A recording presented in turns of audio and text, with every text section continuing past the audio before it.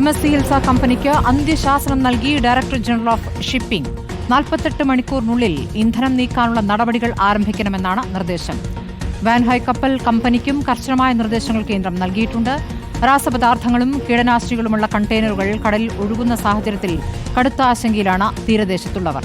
നിയമ നടപടിയെ ചൊല്ലി ലത്തീൻ സഭ ഇന്നും സർക്കാരിനെതിരെ രംഗത്ത് വന്നു.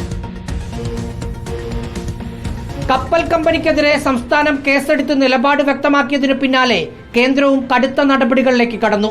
ഇന്ധനം നീക്കൽ 24 മണിക്കൂറിനകം ആരംഭിക്കണമെന്ന അന്ത്യശാസനമാണ് director general of shipping MSC കപ്പൽ കമ്പനിക്ക് നൽകിയത്. കാലതാമസമുണ്ടായാൽ നിയമപ്രകാരമുള്ള നടപടികൾ ആരംഭിക്കുമെന്ന് വ്യക്തമാക്കിയിട്ടുണ്ട്. ആവർത്തിച്ചാവശ്യപ്പെട്ടിട്ടും ഇന്ധനം നീക്കാനുള്ള നടപടികൾ കപ്പൽ കമ്പനി തുടങ്ങാത്തതാണ് കേന്ദ്രത്തെ പ്രകോപിപ്പിച്ചത്. ഇന്ത്യൻ തീരത്തിനും ആവാസ വ്യവസ്ഥയ്ക്കും കടുത്ത ആഘാതമാണ് കപ്പലുണ്ടാക്കിയതെന്ന് നോട്ടീസിൽ പറയുന്നു. സാൽവേജ് നടപടികൾ മെയ് 30 മുമ്പ് തുടങ്ങാത്തതാണ് അതിന് കാരണമെന്നും വ്യക്തമാക്കുന്നുണ്ട്. വാൻഹൈ കപ്പൽ കമ്പനിയായ വാൻഹൈ ലെൻസ് ഷിപ്പിംഗിനും നോട്ടീസ് നൽകി. തീ അണയ്ക്കാനോ കപ്പൽ നിയന്ത്രണ വിധേയമാക്കാനോ മതിയായ സംവിധാനം എത്തിക്കാത്തത് വീഴ്ചയാണെന്ന് നോട്ടീസിൽ പറയുന്നു. വിഷയത്തിൽ സംസ്ഥാന സർക്കാരിനെതിരെ വീണ്ടും ലത്തീൻ സഭ രംഗത്ത് വന്നു.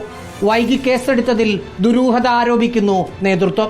നമ്മുടെ സംസ്ഥാനത്തെ പൊതുജനങ്ങളെ മുഴുവനും കബളിപ്പിക്കുന്ന ഒരു നടപടിയിലേക്കാണ് വന്നിരിക്കുന്നത്. കേസ് എടുക്കുമ്പോൾ എന്തിന് ഇത്രയും ദിവസം വൈകിച്ചു? മാത്രമല്ല, ഈ ആളുകളെ നമ്മുടെ കോസ്റ്റ് ഗാർഡ് ഷിപ്പുകളാണ് രക്ഷിച്ചു കൊണ്ടുവരുന്നത്.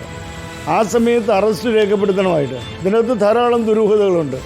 ഈ MSC കമ്പനി ഈ കപ്പൽ നമ്മുടെ കടലിൽ മുക്കിയതാണെന്നാണ് ഞങ്ങൾ ബലമായി സംശയിക്കുന്നത്. Rahees Rasheed, in reporter, Thiruvananthapuram.